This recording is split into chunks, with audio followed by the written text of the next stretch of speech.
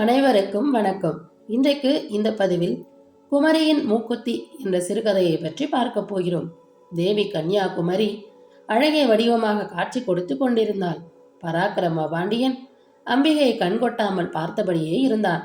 அர்ச்சகர் லலிதா சகசிரநாமத்தை தொடங்கினார். பாண்டிய மன்னரின் வந்தவர்களில் சிலர் மட்டும் கோயிலின் அர்த்த மண்டபத்தில் நின்று கொண்டிருந்தார்கள். தேவியின் மூக்குத்தி விளக்கொளியில் சுடர்விட்டு ஒளிந்தது. அப்பா, அந்த ஒளியை தொடர்ந்து பார்த்து கொண்டு நிற்க முடியாது போல் இருந்தது. அத்தனை ஒளி, கண்ணை கூச செய்யும் ஒளி. உள்ளே அர்ச்சகர் நட்சத்திரனும் மிக்க ஒளி வீசும் மூக்குத்தியை அணிந்தவள் என்ற நாமத்தை சொன்னார். பாண்டியனுடைய கண் அந்த சுடர் ஒளி ததுவும் மூக்குத்தியில் லைப்பதற்கும் அர்ச்சகர் அந்த திருநாமத்தை சொல்வதற்கும் பொருத்தமாக இருந்தது. பாண்டியனுக்கு சிறிது உடம்பு குலுங்கியது. அர்ச்சகர் மேலே அர்ச்சனையை ஓட்டினார். பாண்டியனுக்கு மாத்திரம் கண் அந்த மூக்குத்திலேயே நிலைத்துவிட்டது. அதன் சுடரலைகள் அவனுடைய உள்ளத்தில் ஒரு சிறிய ஆசை அலையை எழுப்பின. அவன் தன் மாதேவியை நினைத்தான். அவளுடைய மூக்கு அவனுடைய நினைவுக்கு வந்தது. கற்பனையினால் அம்பிகையின் மூக்குத்தியை தன் பட்டத்தரசியின் மூக்கில் பொருத்தி பார்த்தான். அந்த சமயத்தில் அகோ வரும் பிள்ளாய் பாண்டிய மகாராஜனை என்று ஒலியை கேட்டு அம்மன்னன் திடுக்கிட்டு போனான். கன்னியாகுமரிக்கு முன் எரிந்து கொண்டிருந்த விளக்கை பிடிக்கும் பதுமை ஒன்றுதான் அவனை அழைத்தது. அது வாய் திறந்து பேசுவதை அவன் கண்ணால் கண்டான், காதால் கேட்டான். பதுமை பேசத் தொடங்கியது. பராக்கிரம பாண்டியனை என்ன அபச்சாரம் செய்ய துணிந்து விட்டாய்? கன்னி பகவதி சொத்தை கொள்ளையிடலாமா? உன்னுடைய குடும்பத்தையே பாதுகாக்கும் தாயின் ஆபரணத்தின் மேல் உன் இச்சையை வீசினாயே, இது நியாயமா? அம்பிகை உன்னிடம் கருணை கொண்டவள், ஆதலால் நீ இப்படி எண்ணியும் இங்கே நிற்கிறாய். இல்லாவிட்டால் உன் கண் இந்த கன்னத்தில் குருடாயிருக்கும். அது கிடக்கட்டும். நீ மாதாவாகிய அம்பிகையின் நாசிகாபரணத்தை பற்றி உனக்கு தெரியுமா? தெரிந்திருந்தால் உனக்கு இந்த அடாத ஆசை தோன்றிராது. ஆகையினால் இப்போது அந்த கதையை சொல்கிறேன், கேள் என்றது அந்த பதுமை. ஈனமில்லா சிறப்புடைய மீனக்குல தோன்றலே, கலிங்கத்து மகா யுத்தத்தை பற்றி கேள்விப்பட்டிருப்பாயே. கலிங்க அரசனான அனந்த பதுமன் சோழ நாட்டுக்கு கப்பம் செலுத்தாமையால் குலோத்துங்க சோழன் அவனோடு போர் செய்து வென்றான் என்பது தமிழ்நாட்டினர் யாவருக்கும் தெரியும். சோழ சக்கரவர்த்தியின் மந்திரியாகிய கருணாகர தொண்டைமான் இந்த கலிங்கத்தி போரில் வெற்றியடைந்த சிறப்பை கலிங்கத்து பரணி என்ற தமிழ் பிரபந்தம் சொல்வதையும் நீ அறிந்திருக்கலாம். ஆனால் உலகம் அந்த போருக்கு உரிய உண்மையான காரணம் என்பதை அறியாது. நீ எந்த மூக்குத்தி ஆசைப்பட்டாயோ அதுதான் கலிங்க போருக்கு மூல காரணம். அதை சொல்கிறேன், கேள்.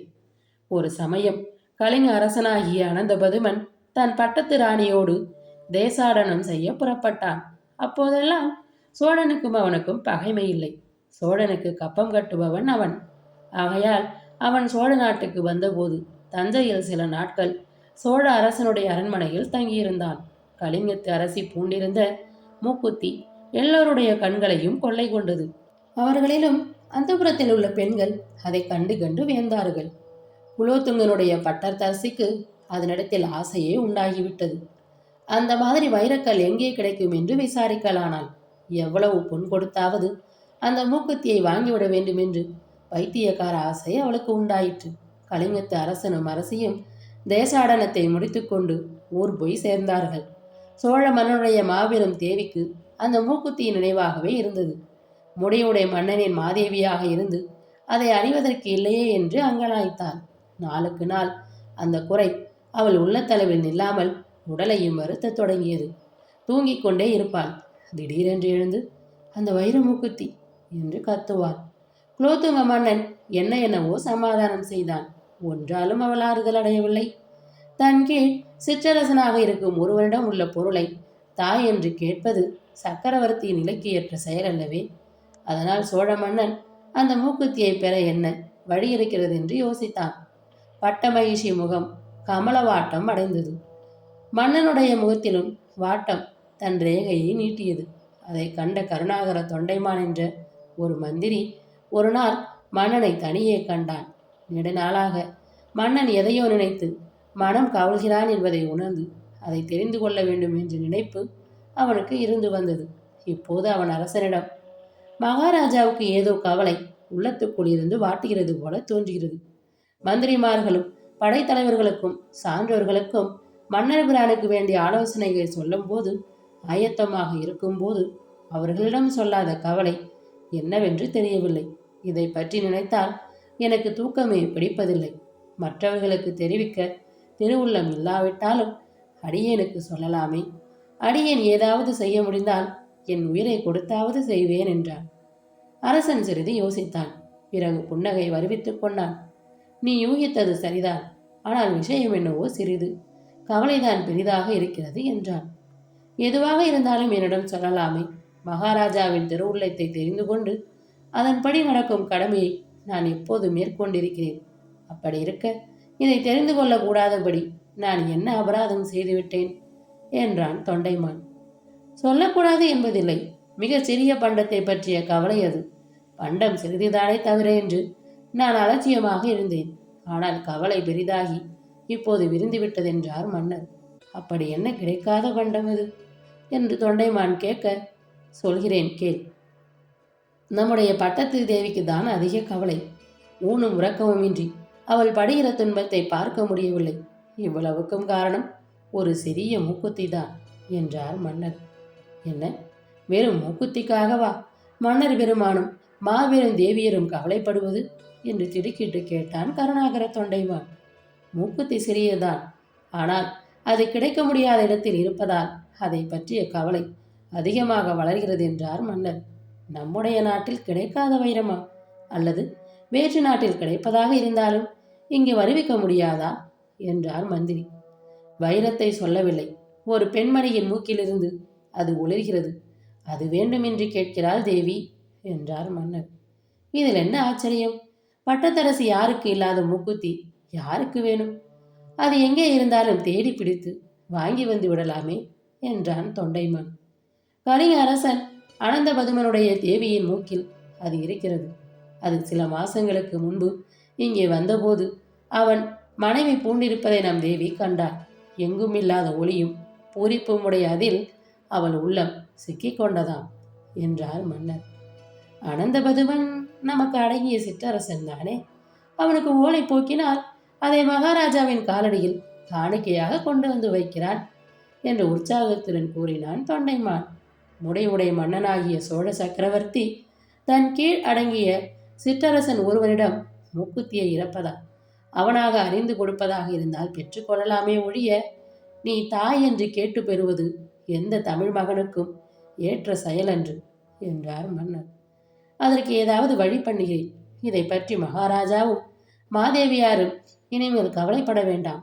எப்படியாவது அந்த மூக்குத்தியை கொண்டு வந்து மாதேவியாரின் மனசை குளிர்விப்பது அடியனுடைய கடமை என்று கருணாகரன் உறுதிமொழி கூறினான். இளைஞனாகி அவனுக்கு உலக இயல்பு நன்றாக தெரியாது. இதனால்தான் இப்படி வாக்களித்தான்.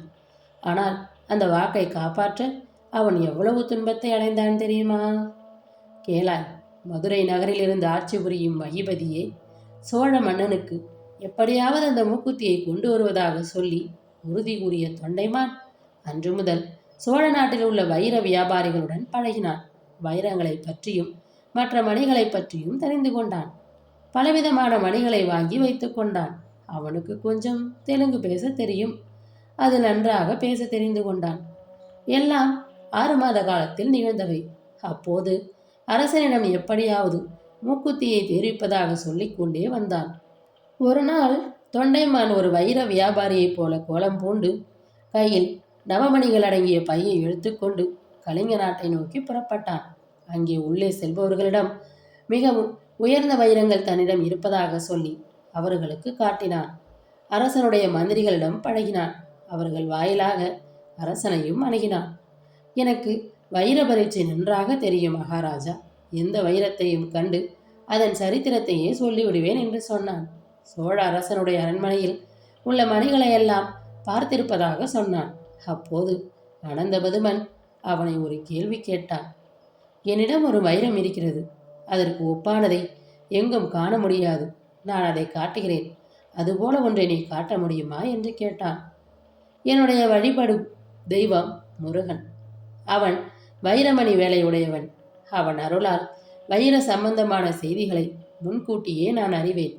மாதேவி மூக்குத்தியில் உள்ள வைரத்தை மன்னர் பெருமான் நினைத்து பேசுகிறார் என்று தெரிகிறது. நான் அதை பார்த்ததில்லை. பார்த்தால் அதற்கு சமமாம் என்ன, மேலான வைரத்தையே கொண்டு வந்து தருவேன் என்றான் தொண்டைமான். அரசன் மூக்குத்தியை வருவித்தான். கருணாகரன் அதை பார்த்தான். யாராக இருந்தாலும் அதை கண்டால் சொக்கி போவார்கள். வைர லட்சணம் நன்றாக தெரிந்து கொண்ட தொண்டைமான் அதையே பார்த்து கொண்டிருந்தான். சோழமன்னனுடைய அரண்மனையை சுடும் கவலை தீயை எழுப்பிய பொறியை அவன் தன் கண்ணிமைக்காமல் பார்த்து கொண்டே இருந்தான். என்ன ஐயா அப்படி பார்க்கிறேன்? உம்முடைய பார்வையே சொல்கிறது, இதுபோல உம்முடைய வாழ்விலே ஒன்றை நீ கண்டதில்லை என்று சொல்லி ஆனந்தபதுமன் நகைத்தான். உண்மையில் அந்த பேச்சை கேட்ட பிறகுதான் தொண்டைமான் தன் இயல்பான நிலைக்கு வந்தான். ஆனாலும் அறிவாளி அல்லவா? மகாராஜா அப்படி சொன்னது ஓரளவு உண்மைதான். நான் இந்த மூக்குத்தியில் நவமணியில் ஒன்றாகிய வைரத்தை காணவில்லை, உள்ளத்தை விரும்பும் வைரத்தையே காணுகிறேன் என்றான். என்ன ஐயா உணர்கிறீர் என்று சிறிதே சினம் குறிப்போடு கேட்டான் அரசன். மன்னர் பெருமான் சினம் கொள்ளக்கூடாது. இதை கண்ட மகளிரெல்லாம் இதை நாம் அணிவதற்கு இல்லையே என்று பொறுமுவார்கள். அதைத்தான் சொல்ல வந்தேன் என்றான் தொண்டைமான். அப்படி சொல்லும், அது கிடக்கட்டும். இந்த மாதிரி வைரம் உலகத்தில் எங்காவது கிடைக்குமா என்று கேட்டான் கலிங்கத்தரசன். நான் சொல்வதை கேட்டு அரசர் பிரான் சினம் கொள்வதில்லை என்று உறுதி கொடுத்தால் இதை பற்றி சில செய்திகளை சொல்லலாம் என்று நினைக்கிறேன். இல்லையானால் உண்மையில் இதற்கு சமமான கல்லே உலகில் இல்லை என்று மாத்திரம் சொல்லி நிறுத்திக் கொள்கிறேன் என்றான்.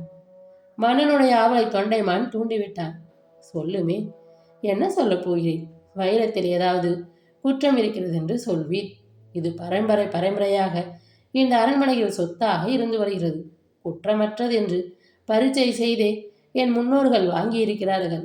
நீர் குற்றமுடையது என்றால் இது குறைந்து விடுமா என்றான் அரசன். மன்னர் பிரான் சொன்னதில் உண்மை இல்லாமல் போகவில்லை. ஆனால் நான் சொல்லும் குற்றம் மற்றவர் சொல்வது போன்றது அன்று.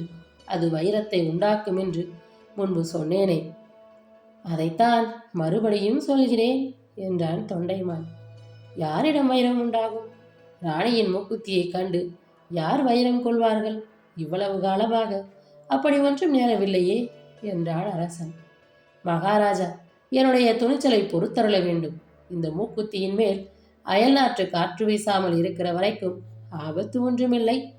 அயல் நாட்டு காற்று வீசினால், அதாவது இதை போட்டுக்கொண்டு கலிங்க நாட்டின் எல்லையை விட்டு தாண்டினால் நான் சொன்னபடி வைரம் உண்டாகும் என்றான் தொண்டைமான். என்ன ஐயா புரளி பண்ணுகிறேன்? உலகம் என்ன கொள்ளைக்கார ராஜ்யமா? ஊரை விட்டு போனால் பறி போய்விடும் என்று சொல்கிறீரே. நாங்கள் சில மாதங்களுக்கு முன்புதான் சோழ நாட்டுக்கும் பாண்டிய நாட்டுக்கும் போய் வந்தோம். சுகமாகவே வந்து சேர்ந்தோம். நீ சொன்ன வைரத்தை நான் காணவில்லையே என்றார் அரசர். சோழ நாட்டில் தங்கினீர்களோ என்று தொண்டைமான் கேட்க, ஆம், தஞ்சையில் சோழ மன்னருடைய அரண்மனையில் தங்கினேன் என்றான் அரசன். சரி, வைரம் விதைத்தாகிவிட்டது. இனி அறுவடையாக வேண்டிய காலம் எப்போது வருகிறதோ என்றான் கருணாகரன். என்ன ஐயா பயமுறுத்துகிறீர் என்று கேட்க, ஒரு கால் இந்த மூக்குத்தியை சோழ மன்னர் விரும்பினாலும் விரும்பலாம். முடியுடை மன்னர்களின் அரண்மனையில் இருக்கும் தகுதி இதற்கு இருக்கிறது. மற்ற இடங்களில் இருந்தால் இது நெருப்புக்கு சமானம். இதை அத்தகைய இடத்தில் சிறப்பித்து விடுவதே நல்லது என்று தொண்டைமான் சொன்னபோது அரசனுக்கும் அவனை சார்ந்தவர்களுக்கும் வைர வியாபாரிடமே சந்தேகம் பிறந்துவிட்டது. ஓர் அமைச்சன் தொண்டைமானை அழைத்து சென்றான். சோழ நாட்டிலிருந்து வந்த ஒற்றன் என்று எண்ணியதால் ஏவலரை கொண்டு எச்சரிக்கை செய்து அனுப்பினான். அடிபடாமல் தப்பியது பெரிதாக போய்விட்டது. வெறும் கையோடு வீடு வந்து சேர்ந்தான் கருணாகரன். அடிபட்ட புலி போல அவனுக்கு அனந்தபதுமன் மேல் சினம் உண்டது. சோழ அரசனுடைய ஒற்றன் தன்னை அவமதித்ததாக எண்ணிய அனந்தபதுமன் தான் கட்ட வேண்டிய கப்பத்தை கட்டவில்லை. கருணாகர தொண்டைமானின் அறிவுரையின்படி சோழனிடமிருந்து ஒரு ஓலை அவனுக்கு போயிற்று. உன் மனைவியின் மூக்குத்தியை கொடுத்தால் எப்போதுமே நீ கப்பம் கட்ட வேண்டியதில்லை என்று சொல்லியது அந்த ஓலை. அதை கண்டு அனந்தபதுமன் சீறினான். முடியாது என்று சொல்லி அனுப்பிவிட்டான். அப்புறம்தான் போருக்கு வேண்டிய ஆயத்தங்கள் நடைபெற்றன. தன்னை அவமதித்த அனந்தபதுமனை தன் கையாலே தண்டிக்க வேண்டும் என்று கருணாகரனுக்கு ஆசை. அதனால் அவனை படைகளுக்கெல்லாம் தலைமை பூண்டு கலிங்கம் சென்று போரை நிகழ்த்தினான். வெற்றியும் பெற்றான். போர் நிகழும் போதே அந்த புறத்தில் தக்க காவலை போட்டான். அவனுக்கு கலிங்கத்து அரசியின் மூக்குத்திலே அல்லவா கண். கலிங்க போரில் கருணாகரன் வெற்றி பெற்றான். போரை எழும்புவதற்கு காரணமான மூக்குத்தியை உணர்ந்து சக்கரவர்த்தி குலோத்துங்கன் திருவடியில் வைத்தான். நீ கலிங்கத்தை வென்றது பெரிதென்று, இதை கொண்டு வந்ததுதான் மிக பெரிது என்று சோழ மன்னன் அவனை பாராட்டினான். கேட்டாயா பாண்டிய மகாராஜனே, கலிங்க போருக்கு மூல காரணம் ஒரு மூக்குத்தி என்பதை தெரிந்து கொண்டாயா? அது பின்னும் என்னென்ன குழப்பங்களை உண்டாக்கியது என்பதை இன்னும் சொல்கிறேன் கேள் என்று விளக்கு பதுமை மறுபடியும் சொல்லத் தொடங்கியது. பட்டத்து தேவியின் மூக்கில் ஏறிக்கொண்ட மூக்குத்தி மற்ற ராணிகளின் மனதில் ஆசையையும் பொறாமையையும் எழுப்பியது. குலோத்துங்கன் மனைவிமாரில் அவனுக்கு மிகவும் பிரியமுள்ளவள் ஒருத்தி. அது தனக்கு வேண்டும் என்று கேட்டாள். தன் அரண்மனைக்கு வந்த பிறகும் அந்த வைர மூக்குத்தி மன்னனுக்கு கவலை கொடுத்து வந்தது. அந்த புறத்தில் புயல் குமரியது, பூசல் எழுந்தது. வீரனாகிய குலோத்துங்கன் எல்லா மனைவிமாரையும் ஒரு நாள் அழைத்து கூட்டி வைத்து கொண்டு அந்த மூக்குத்தியை பற்றி பேசினான். ராணிமார்கள் ஒவ்வொரு ஆண்டும் ஒவ்வொருவராக அழிய வேண்டும் என்று சொன்னார்கள். பட்டத்து தேவி அதற்கு இணங்கவில்லை. இப்போது மூக்குத்திக்கு வந்த வழக்கே பின்பு சிங்காதனத்துக்கு வரும். ஒவ்வொரு ஆண்டு ஒவ்வொருவராக பட்டத்து தேவியலாக இருக்கலாம் என்று சொல்வார்கள். இந்த மூக்குத்தி விஷயமாவது அந்த புறத்துக்குள் அடங்கியிருப்பது. பட்ட மகிழ்ச்சி பதவி என்பது உலகம் அறிந்த செய்தி. இவர்கள் அதற்கும் உரிமை கொண்டாடி வருஷத்துக்கு ஒரு பட்ட மகிழ்ச்சி என்று வந்துவிட்டால் உலகமே கைகொட்டி சிரிக்கும். ஆகையால் பட்ட மகிழ்ச்சி என்பதற்குரிய அடையாளமும் உரிமைகளும் சில உண்டு. அதை யாரும் மாற்றிக்கொள்ள முடியாது என்று அவள் வாதிட்டாள். அதற்கு எதிர் யாரும் வாய் திறக்கவில்லை. மற்ற ராணிகள் எல்லாம் வீணாசைப்பட்டு இதை ஒரு வழக்கமாக கொண்டு வந்ததை கண்டு மகாராணிக்கு கோபமாக வந்தது. மகாராஜா கொஞ்சம் அன்பாக இருக்கிறார் என்றால் அவர்களுக்கு பேராசை பெருகிவிடுகிறது. அவர்கள் ஆசையில் மண்ணை போட வேண்டும் என்று அவள் எண்ணமிட்டாள். மெல்ல மெல்ல குலோத்துங்கனுக்கு பொய்யும் மெய்யும் சொல்லி ஒரு கருத்தை அவனிடம் தெரிவித்தாள். அதற்கு அவனை இணங்கவும் செய்துவிட்டாள். பட்டத்து தேவி அணியும் அந்த வைர முக்குத்தியை அவள் தன் மூத்த மகளுக்கு சீதனமாக கொடுத்து விடுவதென்றும், இப்படியே மகளுக்கு தாய் கொடுக்கும் சீதனமாகவே அது பரம்பரையாக இருந்து வர வேண்டும் என்றும் ஒரு சம்பிரதாயத்தை ஏற்படுத்திவிட்டார். அம்பிகை கனவில் வந்து சொன்னதாகவும் வேறு காரணங்கள் இருப்பதாகவும் பட்டத்து ராணி சொல்லி இந்த தீர்மானத்துக்கு அரசனுடைய உடன்பாட்டை பெற்றுவிட்டார். அதன்படி இந்த மூக்குத்தி அடுத்த தலைமுறையில் சோழன் மகளும் பாண்டிய அரசனும் தேவியுமாகிய ஒருத்தியிடம் சென்றது. பெரும்பாலும் சோழ பாண்டிய குலத்தில் பெண் கொடுப்பதும் வாங்குவதும் தொடர்ச்சியாக வருவது உனக்கு தெரிந்ததுதானே. அந்த வழக்கப்படியே இந்த மூக்குத்தி சோழ அரண்மனையிலும் பாண்டியர் அரண்மனையிலும் மாறி மாறி தன் ஒளியை வீச தொடங்கியது. கேளாய், சந்திர வம்சத்தில் தோன்றிய சக்கரவர்த்தியே, இனிமேல்தான் முக்கியமான கதையை சொல்லப் போகிறேன், கவனமாக கேள் என்று பதுமை கூறியது. ஒரு சமயம் பராந்தக பாண்டியன் எனும் அரசன் பாண்டிய நாட்டை ஆண்டு வந்தான். அவனுடைய பட்டத்து தேவியாகிய உலக முழுதுடையால் மூக்கில் அந்த மூக்குத்தி ஒளிந்துவிட்டது. அவள் மதுரை மாநகரில் எழுந்தருளிருக்கும் மீனாட்சி அம்மையை நாள்தோறும் தரிசிக்காமல் இருப்பதில்லை. மாதம் ஒருமுறை வெள்ளிக்கிழமை அன்று இங்கே வந்து கன்னியாகுமரி அம்பிகையை தரிசித்து செல்வார். அதுவரையில் இந்த மூக்குத்தி தாயிடமிருந்து பெண்ணுக்கு தடையின்றி வந்து கொண்டே இருந்தது. இப்போது உலக முழுதுடையாளுக்கு மைந்தன் பிறந்தான். மறுபடி 2 பிள்ளைகள் பிறந்தார்கள். அதற்கு பெண்ணே பிறக்காமல் இருக்கவே அந்த மூக்குத்தி பல பேருடைய ஆசையை தூண்டியது. அவளுடைய மூத்த மகனாகிய அரிமர்த்தனுடைய மனைவி அது தனக்கு கிடைக்கப் போகிறது என்று எண்ணியிருந்தாள். பட்ட மகிழ்ச்சிக்கு பெண் குழந்தை இல்லையாதலால் அந்த மூக்குத்தியை பெறும் உரிமை அடுத்தபடி பட்ட மகிழ்ச்சி சாணம் வக்கிக்கப் போகும் தனக்குதான் என்று அவள் எண்ணியதில் நியாயம் இருக்கத்தான் இருந்தது. இந்த ஆசை அவள் பேச்சுவாக்கில் ஒரு நாள் அந்த புறத்தில் வெளியிட்டு விட்டாள். அதிலிருந்து தீ பற்றி கொண்டது. பாண்டிய அரசர் காது வரைக்கும் அது சென்றது. உண்மையாகவே இது புதிய கலகத்துக்கு விதை என்று எண்ணி அவன் கவலைப்பட்டான். பட்ட மகிழ்ச்சிக்கு அடுத்த ராணிக்கு ஒரு மகள் இருந்தாள். தாயிடமிருந்து மகளுக்கு செல்வதான் சம்பிரதாயமே ஒழிய மருமகளுக்கு போவது தவறு. மகாராணிக்கு சொந்த பெண் இல்லாவிட்டாலும் பெண்முறையில் இருப்பவள் நான். என்னுடைய பெரியம்மாவுக்கு நான் பெண்தானே, அதனால் மூக்குத்தியை பெரும் உரிமை எனக்குத்தான் என்றாள் அவள். மற்றவர்கள் பார்த்தார்கள். தங்களுக்கு கிடைக்காமல் தங்களோடு இருக்கும் வேறு ஒருத்திக்கு போவதாவது என்ற பொறாமை அவர்களுக்கு. அவர்களும் ஒரு கருத்தை சொன்னார்கள். இந்த மூக்குத்தி ஒரே இடத்தில் இருக்கிறது. 3 சோழர் அரண்மனையிலும் பாண்டியர் அரண்மனையிலும் மாறி மாறி இருந்து வருகிறது. இங்கிருக்கும் பெண் அங்கே போனால் உடன் போயிற்று. அங்கிருக்கும் பெண் இங்கே வந்தால் உடன் வந்தது. இப்போது தங்கியிருக்கும் பெண் அங்கே போக வழியில்லை. பெண் இல்லையே ஒழிய மூக்குத்தி இருக்கிறது. அதனால் சோழ நாட்டு இளவரசனுக்கு யாரை மனம் புரிவிக்கிறார்களோ அந்த பெண்ணுக்கே போக வேண்டியது இது என்றார்கள். கையில் இருப்பதை வேண்டாம் என்று கொடுத்து விடுவதா என்று உரிமை கொண்டாடியவர்களில் ஒருத்தி கேட்டார். அப்படி என்று. அப்படி போனது மறுபடியும் அங்கிருந்து இங்கே பெண் வரும்போது இங்கே தானே வரப்போகிறது என்றால் மற்ற ராணிகளில் ஒருத்தி. அப்படியானால் என்னையே சோழகுலத்தில் வாழ காயப்படுத்தி மூக்குத்தியையும் கொடுத்து விடுவது என்று 2ஆம் ராணியின் பெண் சொன்னார். உன்னை சோழ இளவரசன் கல்யாணம் பண்ணி கொள்ள வேண்டுமே என்று மற்றவர்கள் சிரித்தார்கள். ஏன், நான் முறையுடையவள் அல்லவா என்றார். நன்றாக சொன்னாய். பட்டமகிழ்ச்சியின் வயிற்றில் பிறந்தாலொழிய உனக்கு முறை எப்படி உண்டாகும் என்று கேட்டாள் ஒருத்தி. இப்படியாக மறுபடியும் அந்த மூக்குத்தி பாண்டியனுடைய அந்தபுரத்தில் குழப்பத்தை விளைவித்தது. அரசி உலகம் முழுதுடையால் யோசனையில் ஆழ்ந்தாள். பராந்தக பாண்டியனுக்கு ஒன்றும் விளங்கவில்லை. இப்போதே அதை பற்றிய கவலை எதற்கு என்று மேலுக்கு அவன் சொல்லிவிட்டான். ஆனாலும் நாளைக்கு இந்த சிக்கல் வந்தால் எப்படியாவது முடிவு காணத்தானே வேண்டும் என்ற கவலை மாத்திரம் அவன் உள்ளத்துக்குள் இருந்தது. மகாராணி இந்த சிக்கலை பற்றி யோசித்தாள். ஒரு முடிவும் அவளுக்கு தோன்றவில்லை.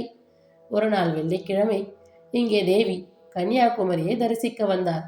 தாயே, இதற்கு நீதான் ஒரு வழிகாட்ட வேண்டும் என்று அவள் பிரார்த்தித்தாள். அப்போது தேவியின் மூக்குத்தில் இருந்த மூக்குத்தி பழையதாக போனபடியால் கீழே விழுந்துவிட்டது. தான் பிரார்த்தனை செய்யும் போது அது விழவே மகாராணி அதையே தேவியின் குறிப்பாக ஏற்றுக்கொண்டாள். அவள் உடம்பு புலகம் போர்த்தது. கண்ணீர் தாரை தாரையாக விழுந்தது. கீழே விழுந்து வணங்கி எழுந்தாள். சரசரவென்று தன் மூக்குத்தியை கழற்றினாள். கங்கை நீர் அங்கே அபிஷேகத்துக்கு வைத்திருந்தார்கள். அதை கொண்டு வர செய்து இதை கழுவினாள். தாயே, இதை நீ ஏற்றுக்கொள். பாண்டிய குலத்தால் காப்பாற்ற வரும் குமரி என்று ஒரு வியாயஜத்தை வைத்து கொண்டாலும் உண்மையில் நீ எங்களை காப்பாற்றுகிறாய். உலகத்துக்கெல்லாம் தாயாகிய நீ பாண்டியனுக்கு குமரியாக அவதாரம் செய்தாய். இன்னும் குமரியாகவே இருக்கிறாய். நீதான் இதை ஏற்றுக்கொள்வதற்குரிய குமரி. என்னை போன்றவர்கள் நாசியில் இது இருந்தால் உலக மனத்தோடு இணைந்து காம, குரோத, லோப, மோக, மதமாச்சரியங்களை உண்டாக்கும். உன் நாசியில் இருந்தால் ஞானமயம் வீசும். அரண்மனையும் குலமும் நாடும் மாறி மாறி சென்று நிலையின்றி வாழும் இதற்கு இனிமேல் நிலையுள்ள வாழ்வு கிடைக்கட்டும். எவள் எப்போதும் குமரியோ அவளை அடைந்தால் இதற்கு ஊர் சுற்றுகிற வேலை இல்லாமல் போய்விடும். தாயே, எங்கள் கவலை ஓய்ந்தது. சிக்கல் தீர்ந்தது. உடம்பில் உள்ள ஆதாரங்களில் உள்ள கிரகந்தங்களாகிய முடிச்சை போதிக்கும் லலிதாம்பிகை அல்லவா நீ? இந்த முடிச்சையும் பேதித்து விட்டாய். தாயே, எங்கள் குலத்துக்கு குமாரி. எனக்கும் நீதான் குமாரி. இந்தா, நீ கன்னியாக இருந்தபடியே இந்த சீதனத்தை ஏற்றுக்கொள் என்று கங்கையால் கழுவிய அதை தன் கண்ணீராலும் கழுவி அர்ச்சகர் கையில் அளித்தாள். அவர் பிரமித்து போனார். என்றும் இல்லாதபடி அம்பிகையின் பழைய மூக்குத்தி இன்று விழுந்தபோது உண்டான ஏக்கம் இப்போது நீங்கிவிட்டது. அது அம்பிகையின் திருநாசியில் நட்சத்திரத்தை போல ஒளிவிடத் தொடங்கியது. பாண்டியன் இந்த முடிவை ஏற்றுக்கொண்டான். உலகமே ஏற்றுக்கொண்டது. அத்தகைய மூக்குத்தியை நீ உன் கண்ணாலும் கருத்தாலும் அழுக்கு ஆக்கலாமா? சொல், அது பாவம் அல்லவா என்றது அந்த பதுமை. பராக்கிரம பாண்டியன் கண்ணை திறந்து பார்த்தான். பதுமை விளக்கு ஒளிர்ந்து கொண்டே இருந்தது. லலிதா சகசிரநாமம் முடியும் தருவாயில் இருந்தது. அஞ்ஞானமாகிய இருட்டை போக்கும் தீபம் போல் உள்ளவள் என்பதை சொல்லி குங்குமத்தை அம்மையின் திருவடியிலிட்டார் அர்ச்சகர். பாண்டியன் கண்ணில் நீர் அரும்பியது. ஆம் தாயே, நீ என் அஞ்ஞானத்தை இப்போது போக்கிவிட்டாய். இந்த விளக்கு போக்கியதா? நீதான் போக்கினாயா? அல்லது உன் திருநாசியில் உள்ள அணி மாயையை உண்டாக்கி பின்பு துடைத்து விட்டதா? எனக்கு ஒன்றும் விளங்கவில்லை.